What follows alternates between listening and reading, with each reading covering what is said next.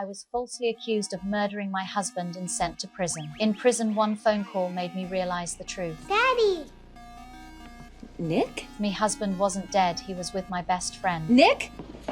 At that moment, the person on the other end quickly disconnected the call. I kept dialing, but the line was dead. That's when I realized my husband had faked his death. He had carefully planned all of this to frame me and send me to prison. He collected a huge insurance payout and lived with my best friend. Proving my innocence in prison seemed nearly impossible. My only hope was the insurance company, but they didn't believe me. Well, don't you have investigators? Doesn't your company want to get its $2 million back?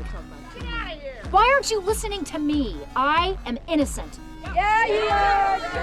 My lawyer cellmate warned me. She said it would take years to overturn the conviction in prison with a 95% failure rate. She suggested I accept reality and wait for the right moment. Because legally you can't be tried twice for the same crime. You track him down, and when you find him, you can kill him. While either seeing my son again kept me going, I soon started training every day. While others chatted, I worked on my call. While others rested, I ran in the rain. The hope of seeing my son again kept me going. 6 years passed, and my cellmates celebrated my son's birthday. Because of my good behavior, I was granted parole and no longer had to stay in prison. Instead, I went to a house in the city under parole supervision for 3 years. The strict rules, no fighting, no conflicts, and I must be back by 8:30 p.m. But I finally had a chance to find my son. First, I had to find out where my best friend was. The principal of the kindergarten where she once worked told me that my son and my best friend had been living there for 6 years. But she refused to tell me my best friend's address. That night, I broke the glass in the darkness. At the same time, the parole officer realized I had escaped. He had suspected me for a while. He found my best friend's current address in the kindergarten files. By then, the police had started chasing me. 4 years of prison training had made me more agile. I quickly ran into the woods, but they chased me all the way to the coast. I hid behind a tree root and used a shoulder throw to send the police car flying. Because they were wearing seat belts in the sand, they were unharmed. They eventually caught up with me. I violated the terms of my parole and was sent back to prison.